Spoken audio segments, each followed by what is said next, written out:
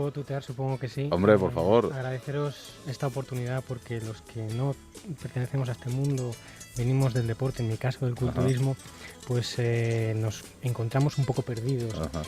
Y siempre que nos dan una oportunidad, pues lo agradecemos enormemente. Bueno, tenemos que hablar de ese libro que tú nos contabas así un poquito por encima, la epopeya del Chato, en el que te ha llevado ahí a rebuscar en la vida de tu abuelo, como tú bien decías, uno de los primeros españoles que trabajó en el New York Times. Y Isabel se ha estado leyendo el libro y está apasionada. Isabel, Eso sí que es una epopeya. Buenas tardes. Buenas tardes. No, hombre, que lee mucho, no digas eso, que lee mucho, pero a ti te está encantando y estás leyendo el libro y estás apasionada. A mí me ha encantado. En primer lugar, yo quería felicitarte, Juan Manuel, porque el libro no solamente que lo bien que está escrito, cómo te has documentado, porque está lleno de referencias no solo literarias, sino históricas. También felicitarte por el homenaje que le has rendido a tu abuelo, a esa generación que todos tenemos de abuelos que han vivido los peores años del siglo pasado, que realmente yo creo que muchos deberíamos hacer lo que has hecho tú, investigar, además, el personaje tan ilustre que fue tu abuelo. Y realmente escribir un libro como el que has escrito. Yo te felicito, me está gustando muchísimo. ¿Pudiste estar mucho tiempo con tu abuelo? ¿Llegaste a coincidir con él? ¿Le conociste? No le conocí. Yo es un problema que siempre digo a todo aquel que se lee el libro. No te lo leas, porque te convertirás en un chatista y eso es ya para toda la vida. Yo me he convertido, yo soy chatista ya oficial. Se lo avisé antes de leerlo, te vas a convertir en una chatista. Y efectivamente, todo el que se lo lee se convierte en chatista. Porque mi abuelo era un personaje, fue el primer español, eso sí lo quiero decir, el primer español que fue redactor del New York Times, en un momento donde en España no hablaba inglés ni el tato, como le llamábamos a él, como abuelo, y eso tiene mucho mérito porque aprendió inglés de forma autodidacta en Cuba, y cuando se vio ya con el nivel suficiente, pues se fue a Nueva York. Es que esa era la llave, que abría muchas cosas antiguamente. Hace 15, 20 años, si alguien sabía inglés ya tenía, la vida casi asegurada, ¿no? Cuando casi nadie hablaba la lengua extranjera, ¿no? Imagínate a principios de siglo, si eso ha sido así hasta hace poco, pues... Oye, ¿y qué referencias, cómo ha influido el Chato en tu vida?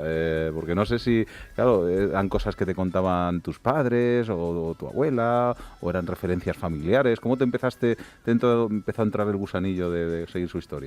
Hombre, yo siempre, yo soy abuelista, es decir, soy de esos nietos que han estado horas y horas y horas sentados en el sofá con su abuela, compartiendo nada más que la escucha. Yo soy oyente de radio y era oyente de mi abuela cuando vivía. Y me tiraba allí mucho tiempo y ella me contaba, y yo me daba cuenta que mi abuelo había sido uno de los personajes más ilustres de la época de la Segunda República, y me daba mucha pena que no tuviese ningún tipo de reconocimiento.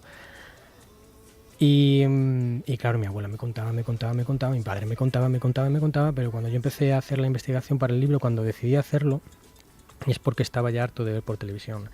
Menganito, el señor Rojas Marcos, el primer español que ha estado de psiquiatra en el Departamento de Salud de Nueva York. ¡Ping! Y salía, entrevista aquí, entrevista allá. José Manuel Martínez ha abierto un bar en la Quinta Avenida y está dando tortillas de patatas. Es el primer español que abre un restaurante de tortillas de patatas en Nueva York. ¡Flum! Miguel Ángel López Aguilera es el primer astronauta que ha triunfado. Y así, continuamente. Digo, ¿qué pasa? Nadie va a hablar del primer español que fue redactor del New York Times. Y claro, mi abuelo murió en el 69, han pasado ya unos cuantos años y digo, me parece que o lo hago yo o no lo va a hacer nadie. Isabel, cosas que estás descubriendo en el libro que te están llamando la atención. Bueno, a mí lo que más me ha llamado la atención es que tu abuelo realmente, no fue cuestión de suerte ni de azar que fuera el primer español redactor del New York Times. Es que este hombre, con 12 años, llegó a sustituir a su padre dando clase en el colegio.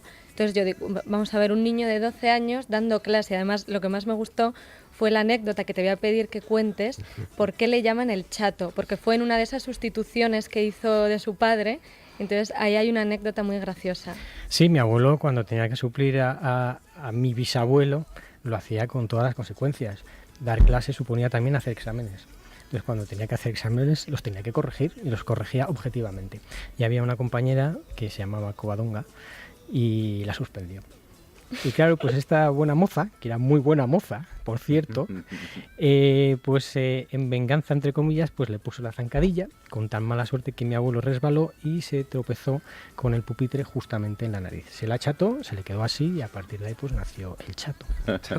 Oye, ¿y huella de él en Nueva York habéis podido encontrar? ¿Has podido viajar? ¿Has podido ver si encontrabas algo de huella, rastro de él. Huella de él simplemente hay que entrar en la página web del New York Times, que fue la primera sorpresa que me llevé. Cuando pinché en el archivo que tienen digitalizado, pinché Jaime Menéndez y aparecen allí artículos de mi abuelo.